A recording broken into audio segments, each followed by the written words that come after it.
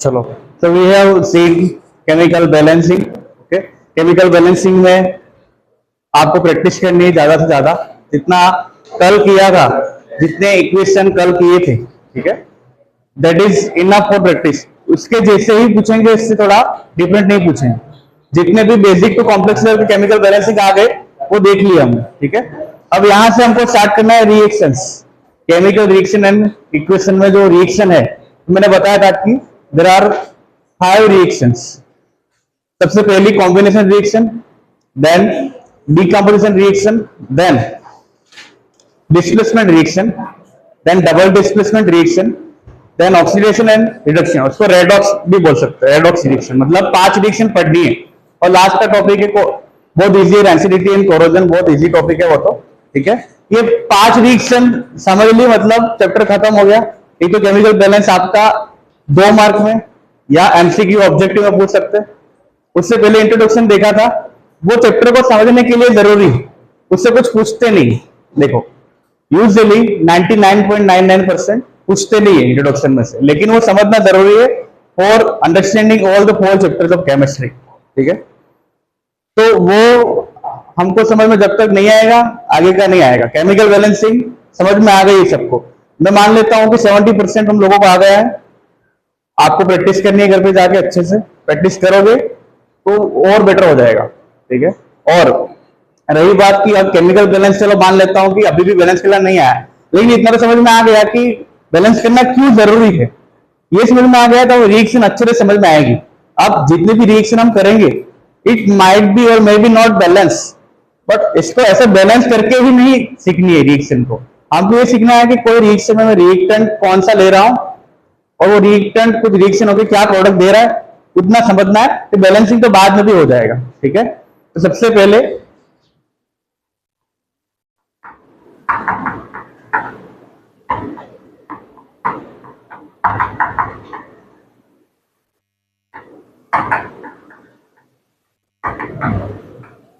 जो सबसे पहली रिएक्शन है, इसका नाम है कॉम्बिनेशन रिएक्शन।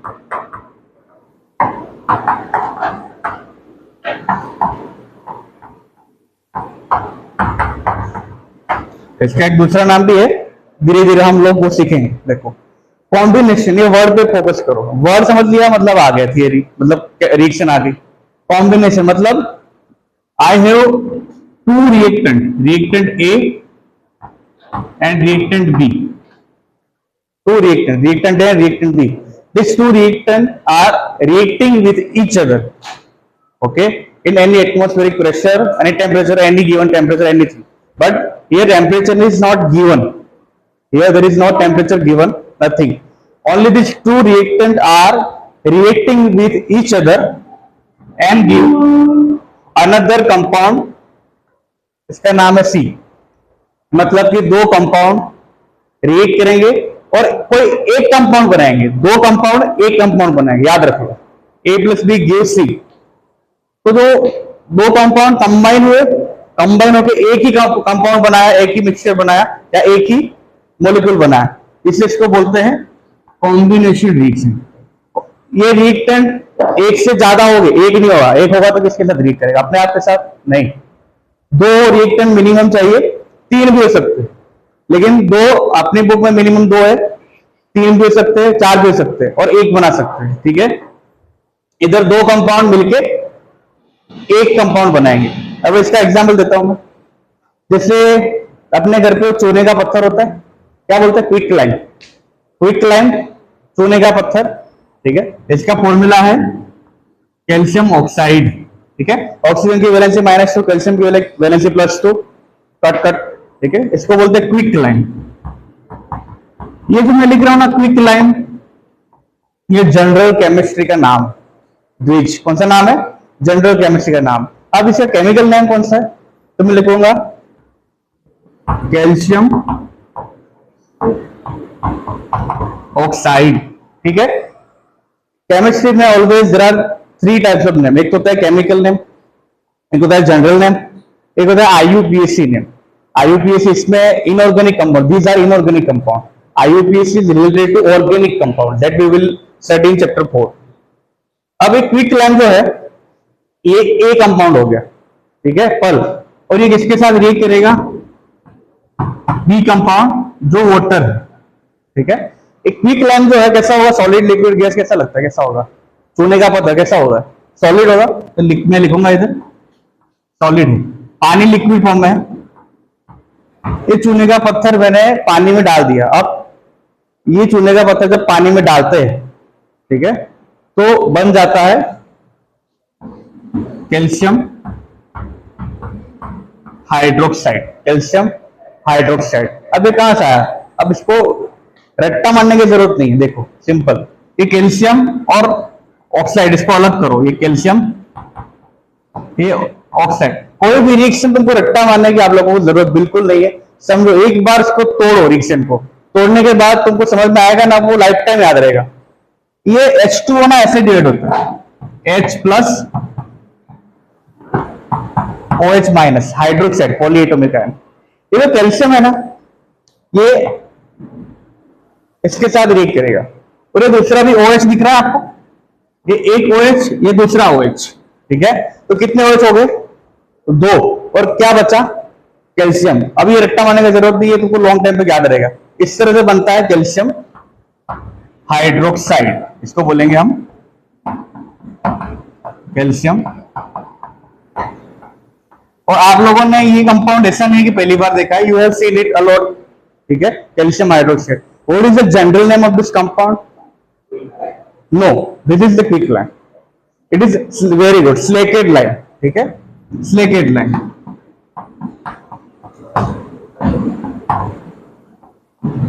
ठीक है, ये स्लेकेट लाइन सॉलिड ही है, लेकिन पानी के अंदर है तो लगता है कि थोड़ा लिक्विड है थोड़ा सॉलिड है, तो इसको एक्वियस भी बोल सकते हैं हम लोग, ठीक है, लेकिन एक्चुअली में क्या है, सॉलिड है। और होगा क्या, जब ये रिएक्शन होगी, ठीक है, तो imagine that I have a beaker, I have added calcium oxide in it and then I am adding water to it. Now the beaker will fills little bit more temperature then normal temperature, मतलब कि गर्म होने लगता है reaction के बाद, मतलब beaker की टेम्परेचर चेंज होने लगा, बीकर का टेम्परेचर चेंज होने लगा। मतलब रिएक्शन होने के बाद क्या चेंज हुआ, temperature change.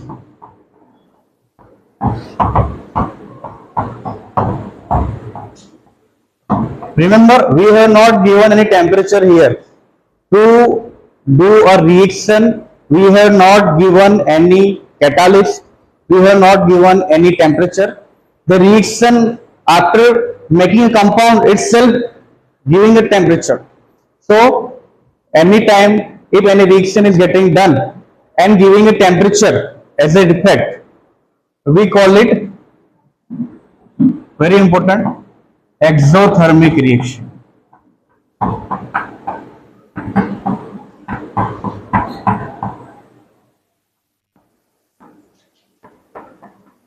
Okay, so this combination reaction is also called exothermic reaction.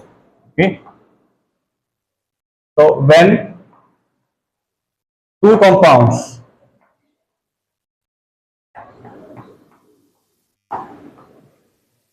react with each other,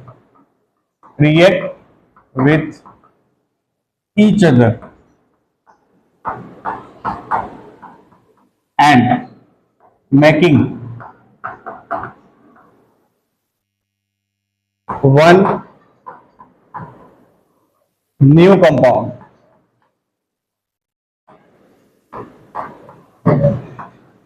which is totally different, then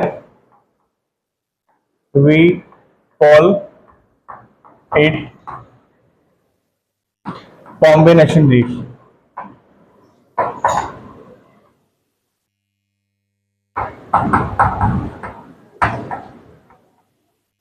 And the second name of combination reaction is exothermic reaction. In exothermic, yes, quick line, slaked line, मतलब ये calcium hydroxide है, ठीक है, वो it is not pure solid now, it is made in water, so aqueous हो गया। और calcium oxide जो है पूरा सॉलिड है, मेल्ट मतलब पानी है ही नहीं उसमें। ये कैल्शियम हाइड्रोक्साइड हम लोग यूज करते हैं कलर करने के लिए, मतलब अगर वॉल में कलर करना है तो ये वाला कैल्शियम हाइड्रोक्साइड हम यूज करते हैं, ठीक है।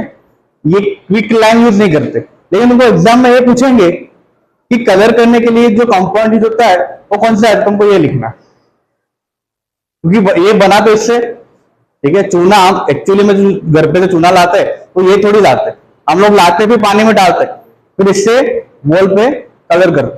और ये रिएक्शन अभी खत्म नहीं हुई, मतलब कॉम्बिनेशन रिएक्शन का एग्जांपल आपको लेना है तो ये खत्म हो गई। और कोई रिएक्शन आपके ध्यान में है जो कॉम्बिनेशन रिएक्शन की तरह है?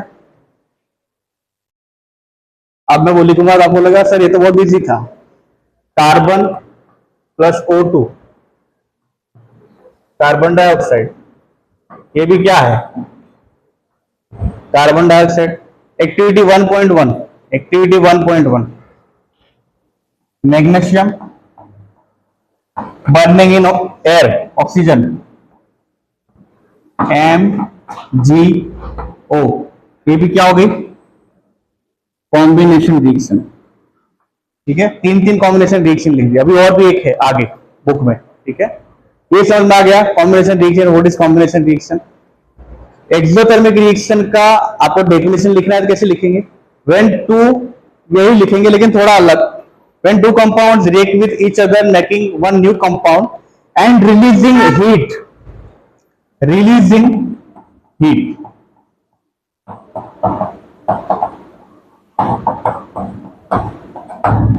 releasing heat, heat रिलीज होती हो मतलब गर्म हो गया, बीकर गर्म हो गया या बहुत गैस कंबशन हो गया जो बहुत ही गर्म है, हीट रिलीज होती है, इसको बोलते हैं एक्सोथर्मिक रिएक्शन, ठीक है। चलो इसमें कुछ और रिएक्शन देखते हैं।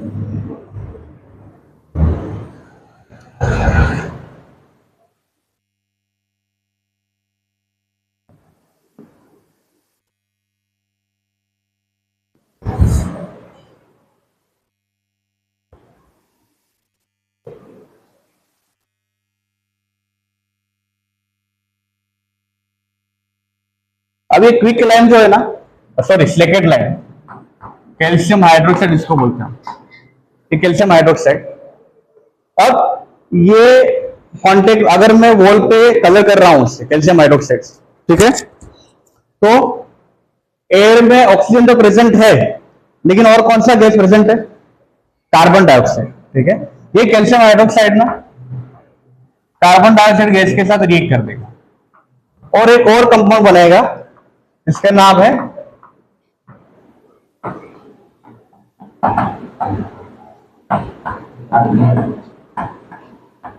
कैल्शियम कार्बोनेट, ठीक है। कौन सा, हाँ वो बाय प्रोडक्ट मिलेगा, मतलब मेन कंपाउंड कौन सा मिलेगा, कैल्शियम कार्बोनेट। देखो ये कैल्शियम और ये 2OH माइनस, इसको तोड़ेंगे हम लोग, ये कैल्शियम होगा, ये 2OH माइनस, इधर कार्बन डाइऑक्साइड है, कार्बन है, ऑक्सीजन है, ठीक है। ये कैल्शियम जो है पूरे कार्बन डाइऑक्साइड के साथ रिएक्ट करेगा और यहां से ऑक्सीजन के साथ रिएक्ट करेगा और CaCO3 बना देगा, ठीक है। बाकी जो वाटर है वो वेपर के फॉर्म में निकल जाएगा, पानी है वेपर के फॉर्म में निकल जाएगा। मेन प्रोडक्ट कौन सा मिलेगा, कैल्शियम कार्बोनेट। मेन प्रोडक्ट के साथ कोई और प्रोडक्ट मिलता है इसको बोलते हैं बाय प्रोडक्ट, मतलब वो उसका इंपॉर्टेंस नहीं होता। हमारे लिए मेन प्रोडक्ट कौन सी है, कैल्शियम कार्बोनेट। ये क्या होता है कि जब कैल्शियम हाइड्रोक्साइड स्लेकेट लैंप से वॉल पे कलर किया जाता है, थोड़ी देर के बाद, जब 1-2 दिन के बाद पूरा व्हाइट कलर उस पर निखर के आएगा बिकॉज ऑफ कार्बन डाइऑक्साइड। और ये निकल के आएगा, उसकी पपड़ी थोड़े दिन में निकल जाएगी, वो पपड़ी क्या है, कैल्शियम कार्बोनेट, ठीक है। और भी बहुत सारी बुक में रिएक्शन है, ठीक है। जैसे रेस्पिरेशन करते हैं हम, रेस्पिरेशन करते हैं, फूड डाइजेस्ट होता है, वो भी कौन सी रिएक्शन है, एक्सोथर्मिक रिएक्शन, ठीक है। एक्सोथर्मिक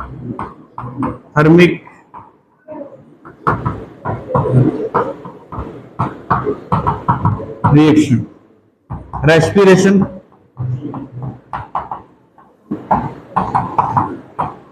ठीक है।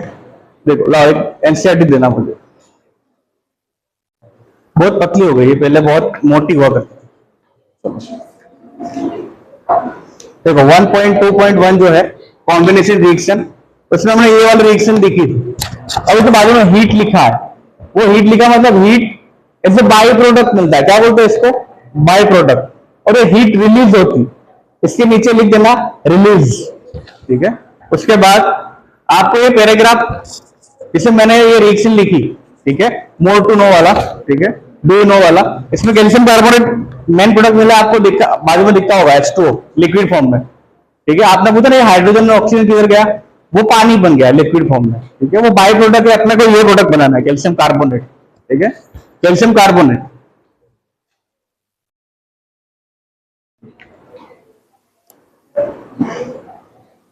उसके बाद आपको और बहुत सारे रिएक्शन दिए इधर, देखो बर्निंग ऑफ कोल, मैंने आपको पता है कार्बन ऑक्सीजन के साथ रिएक्ट करेगा, कार्बन डाइऑक्साइड बनेगा। फिर इधर एक और रिएक्शन है formation of water, H2 plus O2 gives H2O, H2 plus O2 gives H2O, हमने वो बैलेंसिंग में देखा था, ठीक है। उसके बाद रिएक्शन है मीथेन गैस, मीथेन मतलब पता है ना, CNG कॉम्प्रेस नेचुरल गैस को मीथेन बोलते हैं। मीथेन को भी बर्न करोगे इन प्रेजेंस ऑफ ऑक्सीजन, वो भी क्या देता है, देखो दो रिएक्शन मतलब दो कंपाउंड मिलकर क्या बनाते हैं, मीथेन और कार्बन डाइऑक्साइड एंड पानी। अब मेन प्रोडक्ट कौन सा है इसमें से, कार्बन डाइऑक्साइड है, पानी नहीं। इतना याद रखो कि पहले तीर के गिव्स में पहले तो रिएक्शन, पहले जो कंपाउंड होता है वो मेन कंपाउंड होता है, उसके बाद में बाई प्रोडक्ट मतलब वेस्ट। किसी भी फैक्ट्रीज में अगर मुझे कोई एक्स कंपाउंड, मेरा गोल है कि ये बनाना है मुझे, वो बनाते बनाते ना बहुत सारा वेस्ट इकट्ठा होता है, वो वेस्ट को फेंक देते वो लोग पानी में या लैंड के अंदर, उसको बाई प्रोडक्ट बोलते हैं, उसकी जरूरत नहीं होती। वो कंपनी का ज्यादा चार्जेस होता है, कंपनी को नुकसान ज्यादा है उसमें। कि अगर मान लो कि मैंने 100 ग्राम का कोई प्रोडक्ट बनाना है, तो 100 ग्राम का प्रोडक्ट बनाने के लिए मुझे 150 ग्राम ऑफ रॉ मटेरियल चाहिए, तो 150 ग्राम ऑफ रॉ मटेरियल चाहिए, तब मुझे 100 ग्राम का प्रोडक्ट मिलेगा, तो 50 ग्राम का वेस्ट हो जाएगा, उसको बोलते हैं बाई प्रोडक्ट। लेकिन कभी कभी केमिस्ट्री में बाई प्रोडक्ट भी एज ए प्रोडक्ट यूज होता है, आगे हम पढ़ेंगे, ठीक है। इसको बोलते हैं ग्रीन केमिस्ट्री। चलो उसके बाद ये ग्लूकोज पता होगा आप, C6H12O6, ठीक है। ग्लूकोज मतलब any carbohydrate, any vitamins, any protein you eat, at the end they convert into glucose, और वो ग्लूकोज आपको क्या देता है, एनर्जी। ये पूरी प्रोसेस को क्या बोलते हैं हम लोग, रेस्पिरेशन। जो भी खाना खाते हैं, अब ऑक्सीजन नहीं होगा, सांस नहीं लेंगे तो वो डाइजेस्ट नहीं होगा, ठीक है। इस प्रोसेस में क्या होता है, हीट रिलीज, योर स्वेट, ये क्या है, डाइजेशन के बाद अपने आप हीट रिलीज होती है, ठीक है। ये हीट रिलीज होना तो भी ये कौन सा है, एक्सोथर्मिक रिएक्शन, ठीक है। तो आपको अगर exothermic, what is exothermic reaction पूछेंगे तो कॉम्बिनेशन रिएक्शन ही लिखना है। लेकिन ये जो पेज में है ना, वो सारे एक्सोथर्मिक रिएक्शन के बहुत सारे यूजेज एंड रिएक्शन, लेकिन सिर्फ ऐसा पूछा है कि what is combination reaction, right with equation and example, तो आपको ये लिखना है, उसमें से एक दो लिखना है। 2 मार्क में पूछेंगे तो कितना लिखना है, 3 मार्क में पूछेंगे तो कितना लिखना है, 3 मार्क में पूछेंगे तो दोनों पेज लिखना है, 2 मार्क में पूछेंगे तो डेफिनेशन लिखना है और 2 रिएक्शन लिखनी है, ठीक है। अभी से इसलिए बता रहा हूं कि पीछे से कंफ्यूजन नहीं होगा। देखो एक बार मैं ये पैराग्राफ पढ़ता हूं, पेज नंबर 7 पे, वी ऑल नो वाला, ठीक है।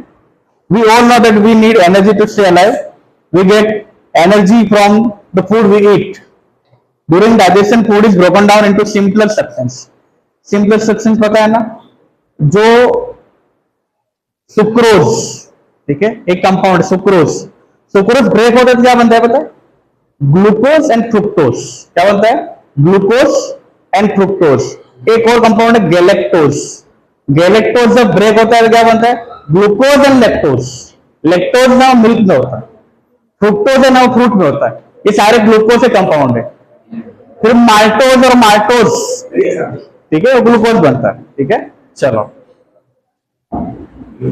इसलिए समझा रहा हूं क्योंकि ये इससे कनेक्टेड फाउंडेशन है 11th में, ये आएगा। चलो food is broken down into simple substance, for example rice, potatoes and bread contain carbohydrates, this carbohydrate are broken down to form glucose.